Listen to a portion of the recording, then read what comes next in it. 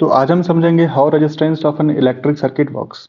We know that resistance opposes the electric current and moving charges constitutes electricity. और ये moving charges क्या होते हैं? ये इलेक्ट्रॉन होते हैं। और कौन से इलेक्ट्रॉन्स होते हैं? तो फ्री इलेक्ट्रॉन्स होते हैं।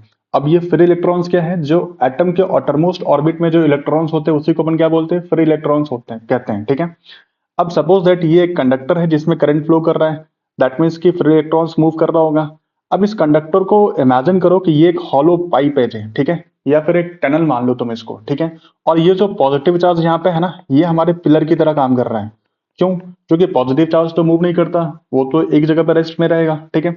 अब जब इलेक्ट्रॉन मूव करेगा, क्योंकि उसको इस पॉइंट से इस पॉइंट तक जाना है, जब इलेक्ट्रॉन मूव कर रहा होता है तो यहाँ पे हिट किया तो मोशन ऑब्स्ट्रक्ट हो गया, राइट। अब इसको या तो ये राइट टर्न लेके जाएगा उधर या लेफ्ट टर्न लेके जाएगा उधर। जब ये टर्न लेगा तो इसका स्पीड स्लो होगा, तो जो इसके पहले इलेक्ट्रॉन आ रहा होगा उसका स्पीड फास्ट होगा, वो इसको हिट कर देगा, तो कोलिजन फिर से हो गया। फिर इलेक्ट्रॉन कहीं ना कहीं जाएगा, फिर ये किसी इलेक्ट्रॉन से हिट करेगा, जिससे फिर से कोलिजन होगा। तो due to the collision of electrons resistance काम करते हैं। क्या ये बात क्लियर है? एक और भी तरीका समझ सकते हो, जैसे कि जब इलेक्ट्रॉन मूव कर रहा होगा तो ये पॉजिटिव चार्ज इसको अट्रैक्ट भी तो करेगा, तो फिर ये थोड़ा सा बेंड हो जाएगा जी, जिसकी वजह से फिर इलेक्ट्रॉन जो इसके पहले आ रहा होगा वो इसको हिट करेगा। Is it clear? ठीक है। या फिर जो यहाँ पे इलेक्ट्रॉन्स होंगे वो इसको रिपेल भी कर सकते हैं। तो दैट मीन्स मेन फैक्टर यही है कि जो कोलिजन्स हो रहे होते हैं जिसकी वजह से रेजिस्टेंस काम करता है।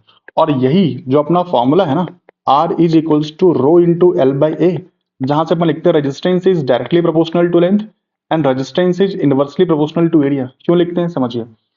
जितना ज्यादा लेंथ होगा टनल का, क्या उतना ही कोलिजन्स नहीं होगा? दैट मीन्स लेंथ बढ़ाने से कोलिजन बढ़ेगा, तो क्या रेजिस्टेंस नहीं बढ़ेगा?